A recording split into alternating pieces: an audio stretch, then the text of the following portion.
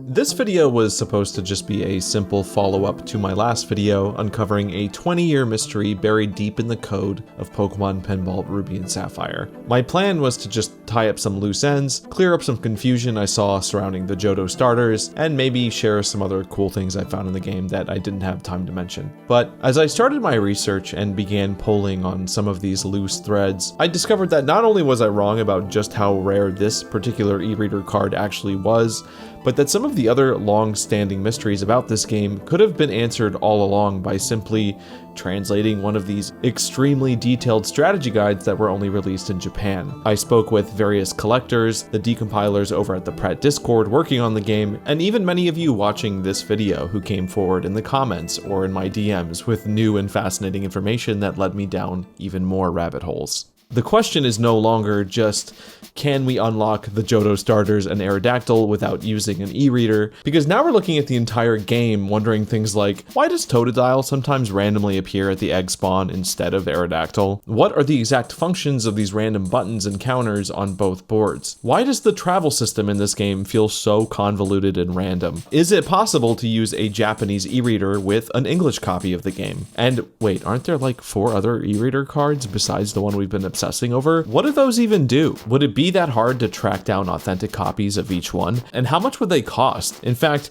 what would the total cost be of trying to catch these Johto starters with 100% authentic hardware? Couldn't you also just print out your own dot codes and scan those instead for free? But even after we answer all of these questions in this video, there are still things we might not ever know for sure until a full decompilation is finished. Achieving this would not only crack open all the game's secrets, but it would also set the stage for an entire modding community to create fan games and reskins. Even with just 20% of the code decompiled at the time of making the last video, we were able to get to the bottom of the Johto starter mystery, something that wouldn't have been possible using official sources, since not a single one of these Japanese guides, as detailed as they are, mention the starters or the eReader cards even once. It's no wonder why there was so much speculation and misinfo surrounding this game. And I saw it happen even in the comments of my previous video, where a whole new theory was born unintentionally. I kept seeing people point out that each time I encountered a starter or Aerodactyl,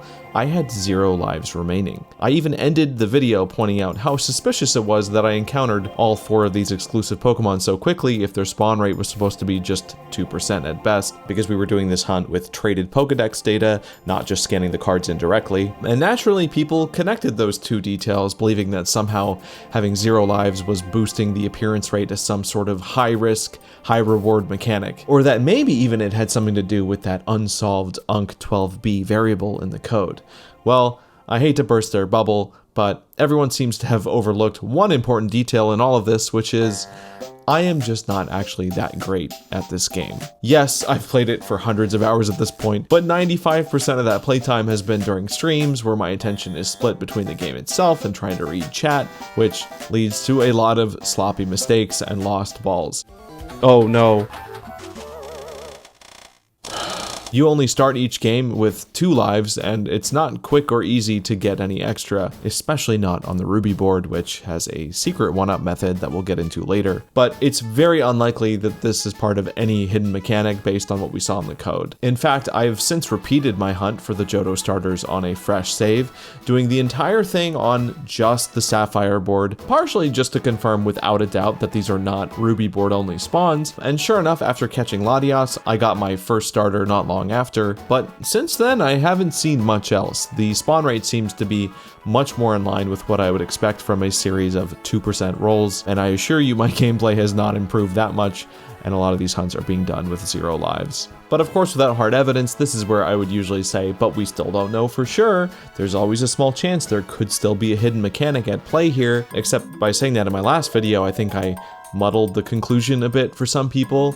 I saw a lot of people still asking, wait, so can you get them without the eReader cards? So I think at this point, the best way to solidify the reality of the situation is just to list each and every method for unlocking the Johto starters in any version of the game, whether it's with actual physical copies running on an original Game Boy Advance or done completely on PC with an emulator. We'll go in order from most difficult and expensive first to the easiest and cheapest methods last, starting with our first method, using the original authentic eReader card itself. And as you might guess, this method is essentially impossible unless you happen to be rich or friends with a die-hard collector. We'll get more into the specifics later in this video, but I've learned that this special guest card is more rare than I could have ever imagined. This is not a card that you will find popping up on eBay. In fact, the only listing that currently exists is on the Japanese site Mercari, where it's being sold as a set for 5 million yen.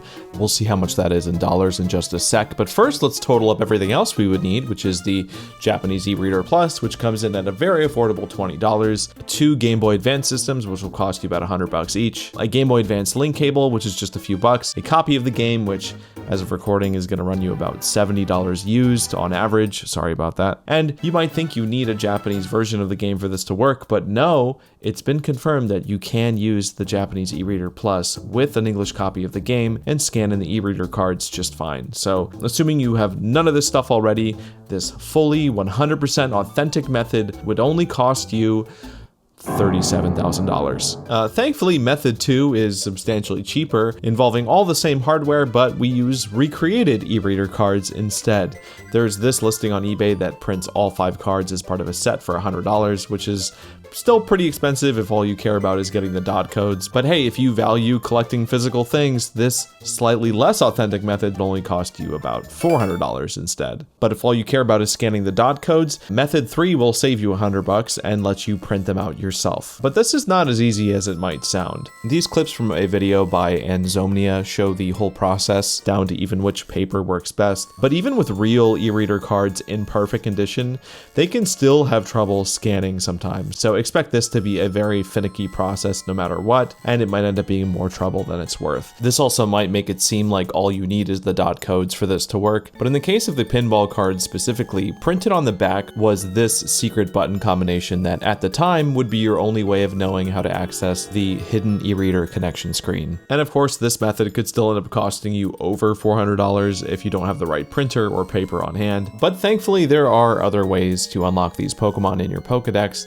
without necessarily having to use an e-reader card yourself. Which brings us to method number 4, trading Pokedex data from one Game Boy Advance to another. This is the only other method on this list that is 100% authentic, but unlike trading in the main series games, this doesn't actually give you any Pokemon outright, it just unlocks their Dex entry for the player that's missing those Pokemon, essentially marking them as seen but not caught. This unlock is absolutely required for them to be allowed to appear at all, and you cannot trade these Pokemon into a mainline game or vice versa. This method would technically be the most affordable too, if it weren't for it being almost as impossible as the first method. It assumes you would be able to find someone that had lived in Japan during 2003 and regularly visited the Pokemon centers during that specific promotional period. And even then, at best, they'd probably only have 1 or 2 of the starters registered, and we'll get into the reasons why later, but finding a random person with all 4 special guest Pokemon unlocked in their decks, very unlikely. Which brings us to method 5, which is what I call the at this point you're just kind of lying to yourself, but hey, I'm not here to judge how you have fun route. Since yeah, it technically involves an authentic game cart running on an authentic Game Boy Advance, but the source data that you're trading from has to be completely spoofed using either a flash cart or something like an analog pocket that can sideload ROMs with pre-baked save files. A flash cart costs about $40 and runs in an actual Game Boy Advance, while a device like the analog pocket costs hundreds of dollars but can essentially be its own Game Boy Advance complete with its own link cable port. And since you don't need an eReader Plus or any cards for this, the total cost if you go the cheapest route using a flash card comes out to about $300. But again, we're already outside the realm of authentic, so I just recommend what I did, which is our 6th and final method. Just do everything on a PC. This is completely free and you don't even need a fancy PC to do it. I'll have the links to a video guide and other resources in the description, but essentially this lets you simulate every conceivable method for obtaining these Japan exclusive special guest Pokemon. While technically it is possible to get them without having an e-reader card yourself, if you're going to do this fully authentically, it does mean at some point in the chain someone would have had to use a real card. And while we already proved this definitively by looking at the game's code in the last video, there was one other question I completely forgot to ask. How exactly was this special guest e-reader card even distributed to the public in the first place? Unlike the other cards which were given out in magazines or bundled with Pokemon Center game purchases, because I only ever heard of some kind of kiosk in Pokemon centers that existed specifically for this card. But despite poring over hours of archival footage and hundreds of photos of Japanese Pokemon centers from this era, I never saw any evidence of it. It was only when I saw this eBay listing that it finally hit me.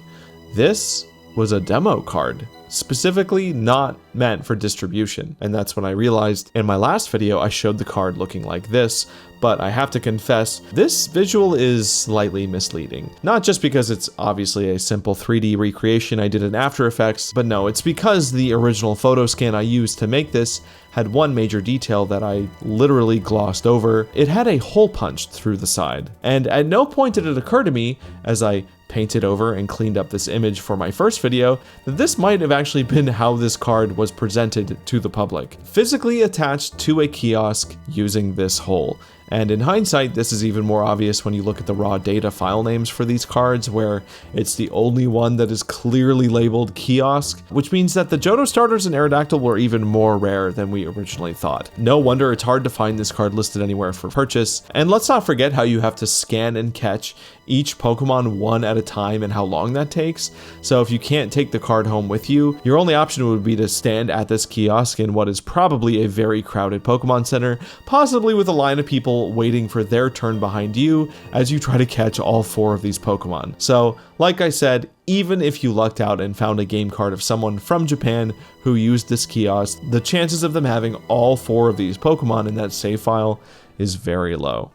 I'm surprised I was even able to find a high quality scan of this card anywhere online, because all my initial searches just kept turning up this awful low-res JPEG from Cerebi.net, and there's really only a handful of photos of this card physically on a table or part of a bigger collection, so I didn't have much hope of actually finding anything until I noticed that there were a lot of high quality e-reader card scans on a site called archive.org. Except when I searched for Pokemon Pinball specifically, it just didn't bring up any obvious hits. And I was about to give up right here and just go ahead and use Cerebi's deep-fried watermarked JPEG before I noticed one very generic-looking post titled E-Card Promo Japanese Card Scans. And clicking on this post revealed a gallery with just a single image of this card from Super Mario Advance. And at a glance, it really looks like there's only one file in here. But what I almost missed was this Show All button, which takes you to a page that lists the entire contents of the post.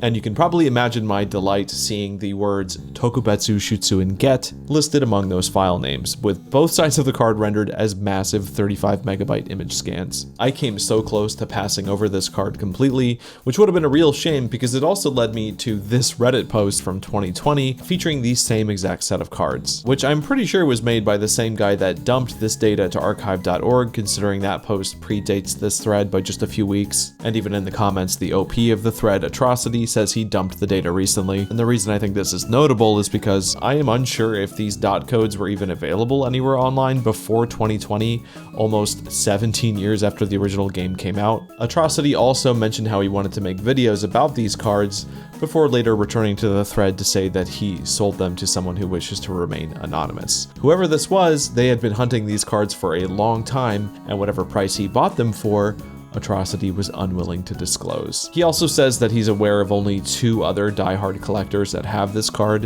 which reminded me of this image that I had used in my previous video. So I traced the image back to a collector's website called Elite Form and messaged the user who had posted it asking for more info, but I didn't get a response.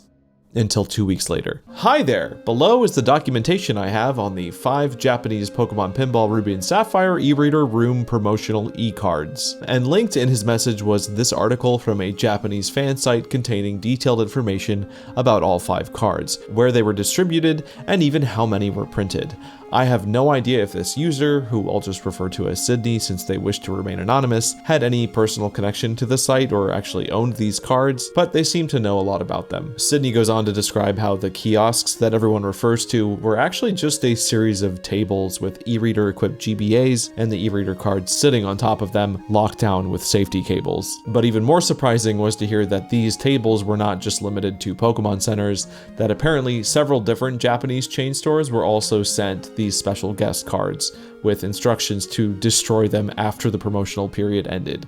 Clearly, that did not happen. Many of these cards survived, and if the info on this page is correct, we now know that only about 530 copies of the card were ever sent out in total. As far as how many were sent to each store or how many did end up getting destroyed, we'll probably never know. But we do know that the Ruins area, Appearance Rate Up, and DX mode cards were produced in a set of 10,000 and were given out with select online orders through the Pokemon Center website. And finally, the bonus table card seems to be the most common, as it was given out with every copy of the Pokemon Scoop magazine in 2003, but also at every Pokemon Festa convention that took place across 9 different locations in Japan that year. So there's no exact quantity listed, they probably just printed them as they needed. But just like the actual Pokemon card market, all you have to do is look at the asking prices for these cards to get an immediate sense of how rare each one actually is. There are a couple things this page doesn't tell us though, like what the names of these other stores were that were hosting these promotional kiosks. I mentioned already that I've poured over hours of footage and photos from Pokemon Centers during this era, trying to catch a glimpse of what they looked like, but as Sydney correctly points out, this event took place before things like YouTube even existed, so other than some home videos lying around in Japanese garages, I doubt there's any actual footage online. So, hey, if you're watching this and happen to live in Japan at the time, or know someone that did, let me know if you happen to come across anything. But in the meantime, the other piece of information lacking from this page is probably something you've been wondering this whole time, which is, what do those 4 other e-reader cards even do? Well, now that we know we can scan them directly into an English copy of the game, as long as we're using the Japanese eReader Plus, for the first time ever, we'll be able to see these menus and what each of these card descriptions say, localized into English. Starting with the bonus stage card, scanning this in will reveal a hidden stage select screen that lets you replay any of the bonus stages or boss fights, which is probably great for some people that might not ever get to experience Rayquaza legitimately if you lack the chops or patience to reach him yourself. When you scan the Ruin Area card, this automatically sets your starting location to the Ruins biome, and we'll be talking more about the travel system later because I have some serious beef with it. But the Ruins is basically a secret area with rare spawns, including the mythical Jirachi, and you can normally only reach it after traveling 6 times in one game session. The DX mode card will start your next game fully maxed out with 9 lives, 99 coins, a Master Ball, and permanent Pichu protection, which normally gets lost after you lose a ball. Unfortunately, the Master Ball upgrade is not permanent and will gradually downgrade back to a regular Pokeball at a rate of 1 stage per minute. And lastly, the Encounter Rate Up card, which I covered in great detail in my previous video where we explained how the spawn mechanics work at the code level, but the TLDR is that scanning this card basically just boosts the spawn rates for super rare Pokemon. You can also activate this same effect, known as the Rayquaza trigger, just by beating the Rayquaza bonus stage once. And while this does boost the super rare spawn rate from 1 to 2%, also be warned that for some reason it also reduces Pichu's spawn rate from 2% down to 1%, but we'll talk more about that later. So while that might mark the end of the mystery surrounding the e-reader cards and the Johto starters for now, we're still only just scratching the surface of all the other secrets and discoveries that I'll be covering in this video, including cut content, mechanics that turned out to not be as random as they seemed, a super rare upgrade spawn on the Ruby board that most players will never see, a bunch of crazy reveals from the Japanese strategy guide, updates from the Pret Discord, and some other fun things I've been working on inspired by this incredible game. But first, I want to take a moment to thank the sponsor of this video, SafeReign. You might wonder, like I often do, how some people end up in a position where they can just comfortably spend an undisclosed but probably obscenely high amount of money on something like that ultra rare Japanese exclusive e-reader card. Because personally, I don't think I could ever see myself indulging on a hyperfixation like that unless I had some kind of rock solid financial foundation first, not just for my future, but for my loved ones as well. You know, like, sorry Jimmy, daddy got real unlucky with the Pokemon card market, but you didn't really want to go to college anyway, right? And that's where SafeReign comes in, because whether you've been in Jimmy's shoes before,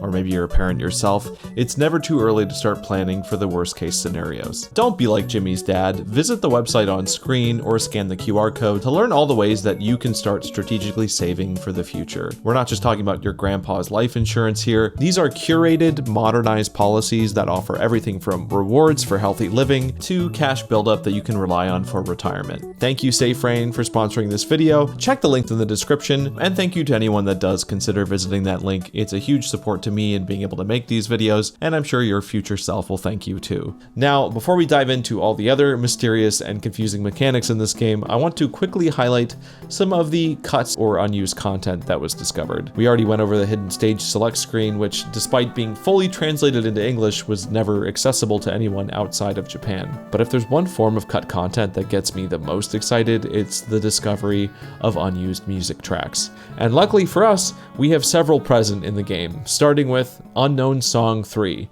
Take a second and listen and see if you recognize it.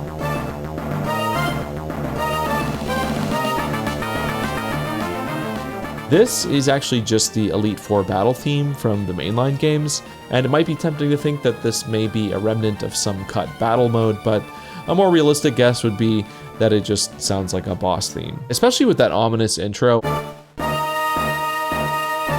I think this might have just been used as a placeholder for the legendary boss fights before they got their own custom tracks.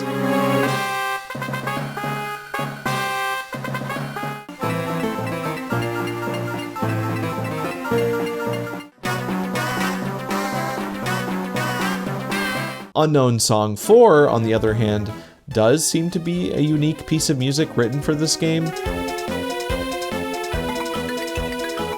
It gives off a similar panicked vibe as the Hurry Up theme, which plays when your timer is running low. And based on the similarities of the instruments between this track and the Ruby board theme, especially those little xylophone runs up and down,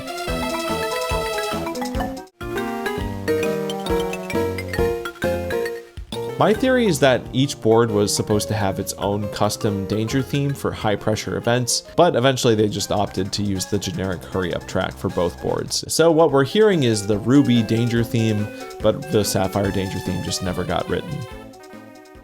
And then the last unused track, Unknown Song 5, is actually my favorite song on the whole soundtrack. It's a shame it was never used because it brings a much needed, cute, and quiet atmosphere that I think would have helped balance out the chaotic nature of the rest of the soundtrack. To me, this just sounds exactly like what you would play during a credits scroll, but as far as I'm aware, this game doesn't have an ending credits sequence anywhere in it, and if you remember seeing one, it was probably actually because you had a cracked version of the game. But that won't stop me from finding who is responsible for this music. And thankfully, the game's credits are online with only 2 composers listed. Kazuya Sumiya, who is credited as a composer for this game and has special thanks credits for several of the mainline games, and then Ayumi Sano, whose sole credit is Pokemon Pinball, Ruby and Sapphire. And while there's no way to know for sure which composer worked on which tracks, my guess would be that it was Sano-san that wrote this song as well as most of the other tracks in the game. And that's just because a lot of these songs have a very similar style.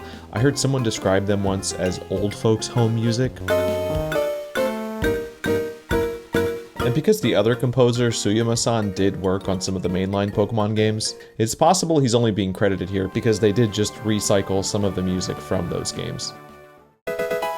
And I should also mention the song that plays while you watch Totodile during this eReader data transfer screen. This isn't technically cut content since it exists within the eReader Plus itself and not inside the Pokemon Pinball cart, but it's still something that players outside Japan would have never gotten a chance to hear, and I think it's a really solid, catchy track worth listening to.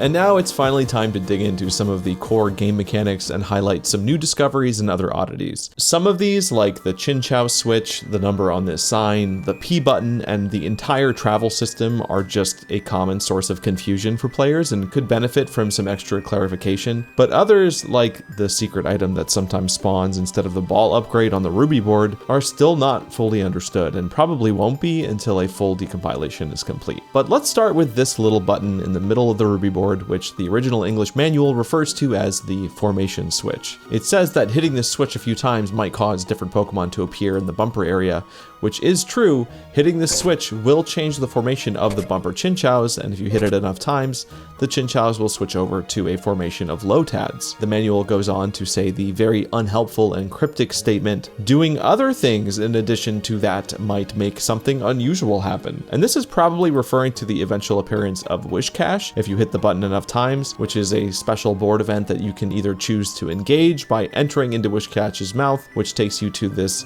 Spheal Skipball minigame, or you can drop down from the top with a nice back shot, which will anger Whiscash into using Earthquake, and he'll excuse himself from the room. But there is one other special scenario that this line could be referring to that was only recently discovered, because it was assumed for a long time that the appearance of Aerodactyl and Totodile to replace the egg spawn was just a random event. But it turns out, as long as you have at least 100 million points, that's not as much as it sounds, I promise, and the bumpers are set to Lotads, Totodile will appear 100% of the time. We just never noticed this because hatching eggs and replacing a single egg just takes long enough that most players would have hit the formation switch another few times before that happened. This was originally discovered in the original Pokemon Pinball Discord server before getting hard confirmed thanks to Brainz and his scans of the Japanese strategy guides. The guide also confirmed that each Chinchou formation is chosen at random from a selection of 6, with the only limits being that the Lotads will not appear in the first 3 changes or in the 3 changes after landing on Lotad. And then there's this P switch, which I assume stands for Pelipper, on the Sapphire board. This switch is basically the combination of the formation switch and the multiplier button, which is something we'll talk about later when we talk about points. Hitting it both increments this multiplier number and it causes Pelipper to face away for 30 seconds. If you can travel up the coin loop while Pelipper is still facing up, you'll land in his mouth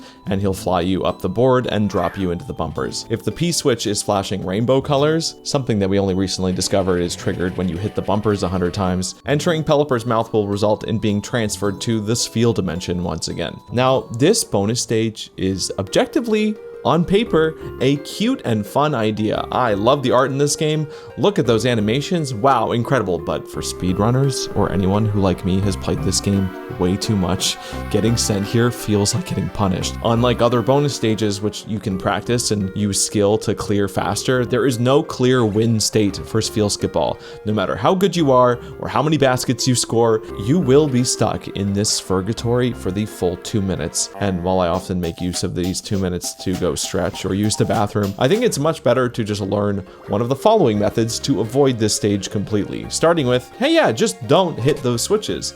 But you are going to hit those switches eventually, of course, so if you do accidentally activate Pelipper, just wait for 30 seconds and he'll reset back to his front-facing position. You can also reset Pelipper's direction instantly by initiating any of the catch or travel modes, and as far as I know, the only way to get rid of the flashing rainbow P status is to lose the current ball. And if for some reason you want to play Spheal Skipball on purpose, you can also buy these bonus challenge upgrades from the shop. This will activate either Pelipper or Whiscash for a full 2 minutes, but I don't recommend doing that. I would save the coins for an extra ball. Even if you've already bought the one that's in there, a lot of people don't know that it will restock each time you catch Rayquaza. This next mechanic, for some reason, was the hardest one for me to wrap my brain around. Like, maybe this is just me, but when you say you have a travel mechanic in a game, and those travel choices are always presented to you as a left and right option, I'm just going to assume that the game is laid out like a circle, where going left consistently cycles through a fixed sequence of locations until you loop back around to the first, and at any point,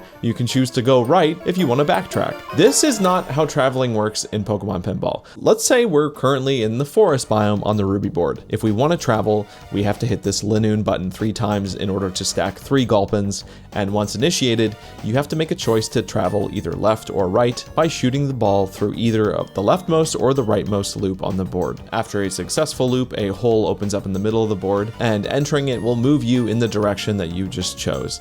But the game never tells you where it is that you're traveling to. You just have to wait and see where you end up, which, I mean, that's fine. We love giving new players a sense of mystery and discovery. That's what makes games fun. But surely, over time, an experienced player would be able to learn how to navigate between each location seamlessly, right? Like, there has to be some basic spatial or intuitive logic to the design of this travel system that, even to me, as distracted as I am when I play this game on streams, would eventually, after playing for almost a year, would be able to pick up the patterns and accurately predict what my next location would be. right? So I should be going to the forest. I think this is the forest. Okay. And this should be the volcano.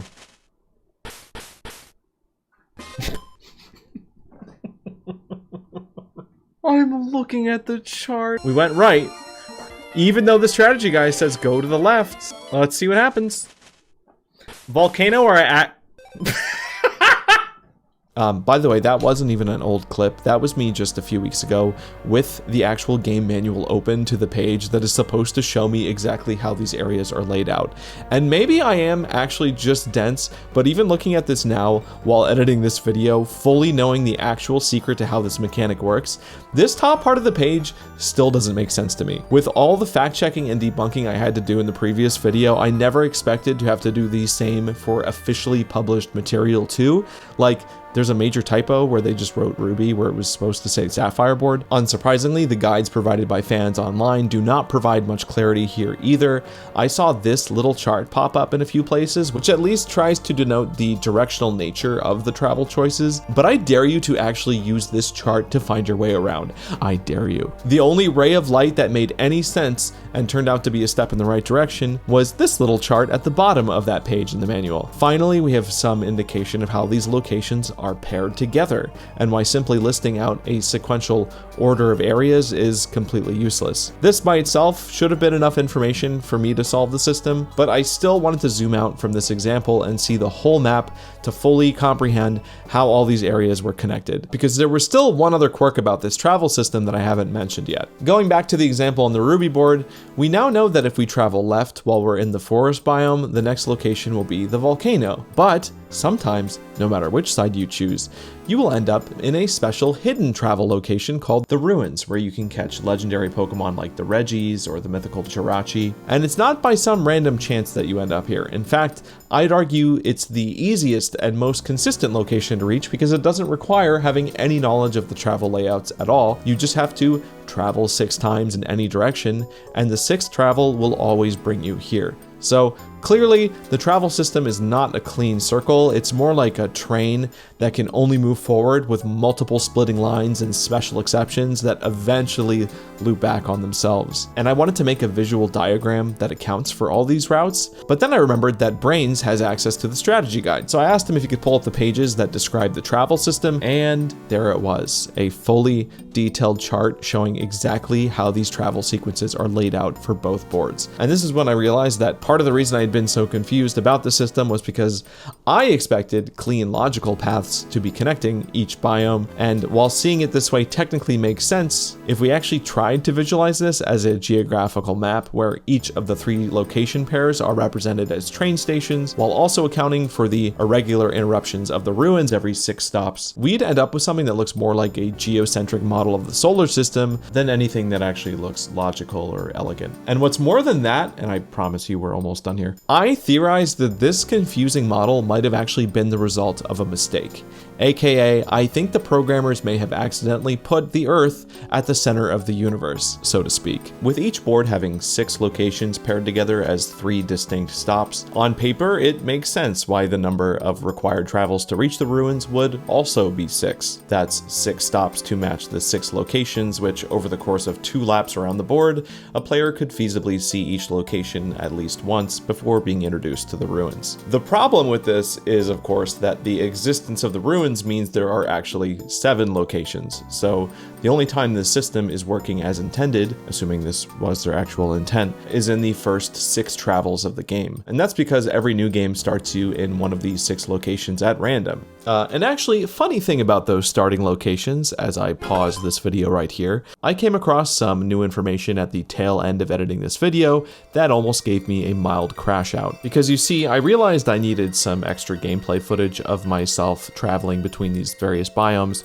but when I went to get it, I started to experience some unexpected behavior. I was certain that I had already figured out this entire system. That's why I scripted, edited, and animated this entire section describing how it works in detail. So please explain to me how I am still getting moved to random locations that don't match this map. Why are some of these left and right choices different from my listed location pairs? Did I just move backwards? You are not supposed to be able to move backwards. So in a panic, I dug out those Japanese strategy guides again, praying that whatever I missed wouldn't mean I would have to re-edit or reanimate hours of work. And can I just say how validating it feels to look through all these various charts and diagrams and see just how much these poor editors and illustrators were also struggling to get a grip on this system. But there was nothing on these pages that seemed to explain the strange behavior that I was getting until I noticed this chart that clearly showed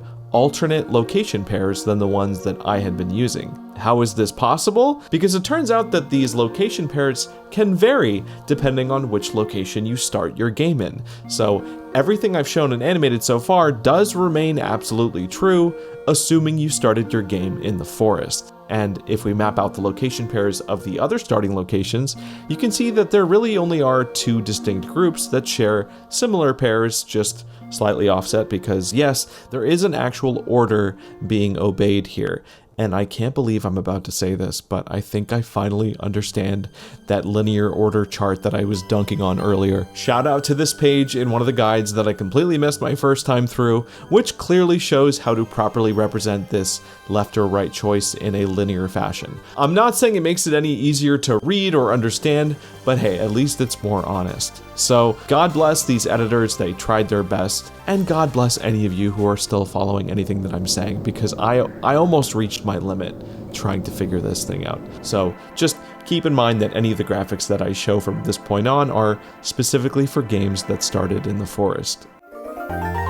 And that's because every new game starts you in one of these 6 locations at random. After 3 travels, you circle back to your starting location pair, and after another 3 travels, you end up at the ruins. But this is where the loop breaks, and a new, bigger, convoluted loop begins, because now we have 7 locations in play, while still following the 6 travel rule. The ruins does not skip over or replace one of the location pairs when it appears, it is inserted into the sequence, which offsets the entire pattern by 1 each time it happens. It is only after 24 travels that a fully complete loop finally occurs, and this marks the completion of a very large, overly complicated but perfectly clean 18 stop loop that we have to count separately from the first 6 travels that kick off a new game. This loop is so big that they only managed to fit 12 steps of it on the strategy guide, which is why I had to stop and wonder, was this really intentional? If they had simply set the travel requirement for the ruins to 7 travels instead of 6, this chart could have just looked like this, which to me, considering we're talking about physical locations here, seems way more intentional and logical. And sure, you could say, oh, maybe they wanted it to feel more random on purpose, but this is not the only example of a baffling design decision that turned out to just be part of a programming oversight. If you recall in the last video, I introduced the function of the Rayquaza trigger, a flag in the code that, when the Rayquaza bonus stage is cleared for the first time, the appearance rate for ultra rare spawns gets boosted from 1 to 2%.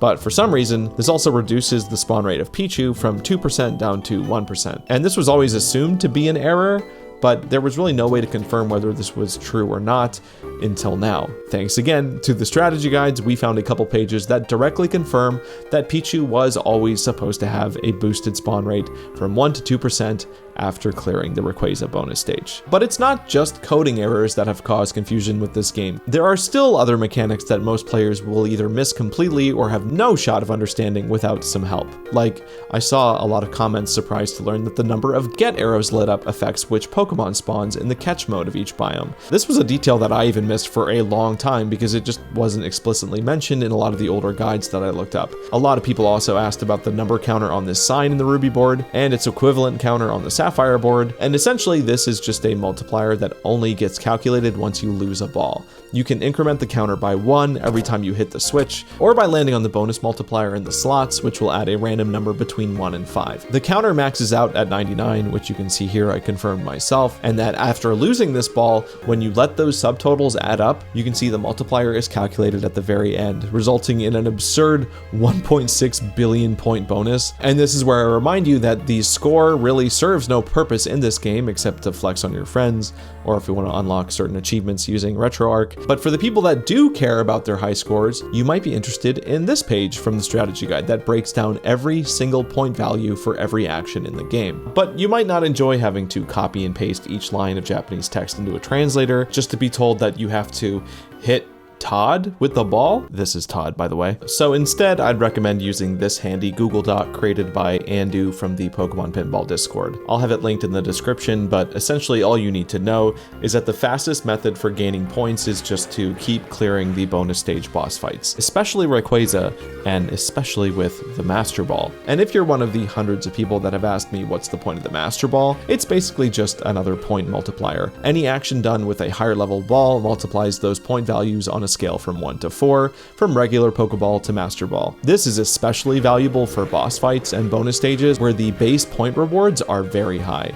And while this is useful for high score focused gameplay, I do wish there were other gameplay perks to having an upgraded Pokeball that were more in line with the mainline games. Like, what if they also had a damage multiplier so that you could clear or catch Pokemon in bonus stages faster? So normally it takes 15 hits to clear a boss Pokemon like Rayquaza. It would be nice if the Master Ball, say, counted for 4 hits each, so you could clear this stage in just 4 hits. And while that might seem overpowered, keep in mind that a Master Ball can be pretty tricky to maintain, even with the easiest method of dropping the ball through the top bumpers to farm all 3 ball upgrades really quickly. Each stage only lasts about a minute before the ball gets auto downgraded. And while this timer doesn't apply in bonus stages, losing a ball during a boss fight is very difficult to avoid, and this will also downgrade your ball by 1 stage. And there are other methods to getting ball upgrades, like through the slots or buying them from the shop, but the most interesting one is exclusive to the Ruby board, and it ties into our next hidden mechanic, the ball upgrade on the Nuzleaf ramp. Unless you've aggressively mastered your Makuhita punch timing, you've probably never interacted with this part of the board very much.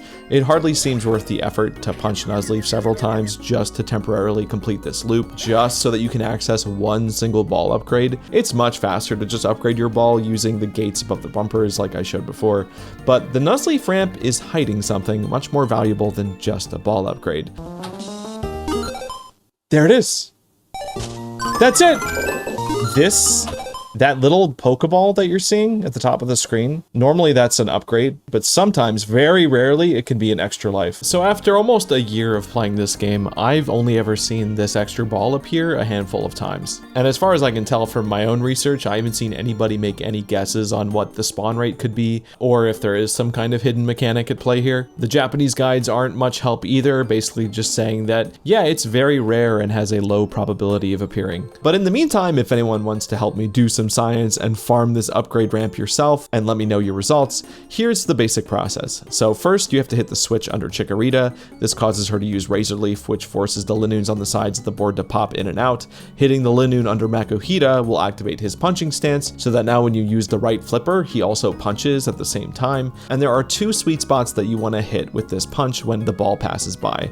One is directly in front of him, which will help guide the ball directly to the Nuzleaf ramp, and the other is slightly past him, which will cause the ball to bounce up and ricochet into the lane that rewards you with coins. With a bit of practice and tilting at just the right time, you can loop repeated shots into both of these lanes to either farm coins, or in our case, farm the ball upgrade behind Nuzleaf until that extra life appears. This might truly be one of the last unknown mechanics about this game. I think everything else is accounted for. Even the slots mechanic was discovered to be fully deterministic thanks to this page in the guide, which shows that there are 25 fixed patterns for each spin. The first 10 are only ever seen once before the game just loops through 11 to 25 forever. I feel like we've seen this pattern somewhere else. This means that if you're playing on the Sapphire board, you can essentially guarantee that every 15 slot rolls will contain an extra life that you can snipe with Zigzagoon. And maybe there is some kind of comparable, predictable behavior with the extra life on the Ruby board, but like I said, if you do decide to farm that extra life, make sure to track your data and let me know in our Discord how many attempts it takes. With enough samples, we might even be able to make an accurate guess as to what that spawn rate might be, and then eventually, whenever the decompilation of the game gets finished, we can see how close we got. Speaking of which, how has the Pret Discord been doing since the last video? Well, in just 1 short month, the Pinball RS channel saw a surge in progress that pushed the total decompiled code over 30%, which is a significant jump considering how many years it took to just reach 20%. This is thanks to a number of long-time, but also recent volunteers that have taken to decomping the game in their spare time. And if you were one of these people that might have seen my first video and contributed to the codebase, thank you, we are all forever in your debt. But things aren't all sunshine and rainbows over there. The project's biggest hurdle at the moment is that there are literal walls of remaining machine code that longtime contributor Shantytown describes as eye-poppingly large. To put it simply, decompiling machine code is much easier the shorter each function is. The longer the function gets, the amount of time needed to solve it starts to grow exponentially. As an example, Shanty states that a 100-line function might only take 20 minutes to decompile, while 1,000 lines could take up to 6 hours. He even took time to analyze the remaining functions and inform me that the average remaining length of each was 384 lines. And while that might sound optimistic, here's the bad news. 5 of those remaining functions are in the multiple thousands of lines long, and you can't just chop these functions up into pieces and hand them out to volunteers to split the work. These beasts have to be worked on methodically on one machine by one person. Shanty also provided me with lots of other interesting tidbits about this process and how it differs from other decomp projects that you might have heard about, especially in the N64 space. But I'll leave the comment up on screen for those interested, and maybe someday I can make a more detailed video about getting my hands dirty with this process myself, because I personally find it all to be very fascinating. But there is good news too. I checked in with When Griffins Fly, another longtime contributor that I featured in the last video, and he had this to say. 10% in 2 months is very good progress, especially when most of it is coming from new contributors. If anyone is thinking about joining, now is as good a time as any. There are still plenty of smaller functions, and we found a way to make it easier for contributors to decompile those smaller functions without having to wait for those big functions around them to be decompiled. So if you want to support the efforts of the pret Discord or even assist with some of the decompilation yourself, check the links in the description. Reaching 100% would not only solve all these mysteries once and for all, but it would also open the door to modifying the game in significant ways, like expanding the Pokedex to other regions, creating new boards, adding new minigames, new bosses, or even reskinning the game entirely into something else. If I've learned anything obsessing over this game for the past year, it's that the overwhelming majority of people that have played it want more Pokemon Pinball. But will the Pokemon Company ever deliver? Probably not. We haven't seen a dedicated pinball video game based around a major Nintendo IP since Metroid Prime Pinball on the original DS, and save for a few recent examples like Pinball Spire, Yoku's Island Express, or even Senran Kagura's Peach Ball, the pinball genre today is essentially dominated by pinball table simulators, which to me is a very different genre than a video game that uses pinball mechanics. And to be honest, maybe it's better that we don't get an official Pokemon Pinball sequel. We've seen before how easily Pokemon games can lose all their charm and whimsy in that transition to 3D. There is one way I could see it working though, because a lot of you seem to like that dramatic 2.5D thumbnail that I had in my last video, which led me to create this. This is the Ruby board extruded into 3D in Blender. I wanted to make something like this for the thumbnail of my last video because I love the mental image of the sprites standing up and out of the board with that dramatic lighting behind them, but I'm not really a 3D artist. I initially tried making a mock-up in After Effects, which is the same program that I used for animating the card spins, but After Effects doesn't really have true 3D rendering to the level that I would need to control it to make this, so I ended up just getting as close as I could, taking a screenshot, and then just roughly painted in all the shadows and details in Photoshop. I really liked how it turned out though, and I'm glad everyone else did too. I guess we all just resonate with that 2.5D perspective because it still retains the charm of the 2D sprites while still feeling like something new and modern, and it's nice that it can take advantage of a dynamic camera and lighting, similar to what we've seen in games like Octopath Traveler or 13 Sentinels. So yeah, ever since making that thumbnail, I couldn't shake the itch to play with this art style in 3D a bit more, and after a couple weeks of relearning Blender, I think it's safe to say that, yeah, I would play a version of the game like this. I would play this very much. And just to be clear, these are not the sort of mods that would be possible with a decomp completion, but I hope we see more pinball games from developers of all sizes, not just pinball simulators, but pinball video games. And that wraps it up for all the new discoveries in Pokemon Pinball Ruby and Sapphire. There could still be other secrets lurking in those Japanese strategy guides, but I'd love to know if you have any other games from your past that you think are criminally underexplored or underdocumented. I know for sure the Pokemon Mystery Dungeon series has suffered from misinfo in a similar way, and interestingly enough, the decompilation project for that game just recently reached 90%, so I might be keeping an eye over there in the meantime. Thank you to everyone on Patreon supporting my long-form content, especially Miley and Sheep. Your consistent support makes videos like this possible. Patrons get to recommend games for streams, which could be considered for future videos, special perks in our Discord, and of course, shoutouts in every video. I also want to thank Brainz for providing a treasure trove of knowledge with those strategy guide scans, some of which he's uploaded to archive.org, so check out those links in the description too, and he also provided me with some of the eReader footage that I used in this video. As for the English manual, I would like to thank the American football team, the Detroit Lions, for providing those photos, and another huge thanks to Shanty, Griffin, and all the other contributors from the Pret Discord community, and of course, Sydney, our mystery collector, for sharing more info about the eReader cards, which kicked off all of this in the first place. And I want to say thanks again to SafeReign for sponsoring the video. If Patreon's not your thing, checking out their services would also be a great way to support future content. Links to everything will be below. I also multi-stream to Twitch, YouTube, and TikTok. And if you're wondering what the deal is with all these Pokemon walking around at the bottom of the screen, that is my chat. Anyone who comments on one of my streams on any platform will spawn as a random common Pokemon, and over time you can earn gold just by chatting and joining activities like raids and battle royales. You can use that gold to buy other rare Pokemon, skins, and if you're very lucky, you can sometimes win rare skins or shiny Pokemon during certain themed events. Like, for example, we had this googly-eyed Dialga raid boss while I was streaming a Buglock of Pokemon Platinum, and even this holiday-themed Lopunny that we ran during Easter. It's totally free for everyone. Progress is saved between streams, and while not all Pokemon are available yet, I do sometimes take suggestions and submissions for raid bosses or skin ideas from my Patreon supporters. I cannot properly express how thankful I am for all the support that you guys have provided to make these videos and streams possible, whether you've been a long-time sub, donated in the past, or just taken the time to watch any of my videos all the way to the end. Thank you, I am eternally grateful. Videos like this are not easy to produce quickly, and at least for now, I'm doing everything myself, at least in the video realm. For streams, thank you, Bandy, for helping with those and recommending Pinball in the first place. My streams would be a disaster without her, so if you see her, say hi. But with your support, I'd love to be able to grow a team and make videos in this style more often. So if that sounds good to you, consider subscribing. That's it for this video. I'll see you in the next one.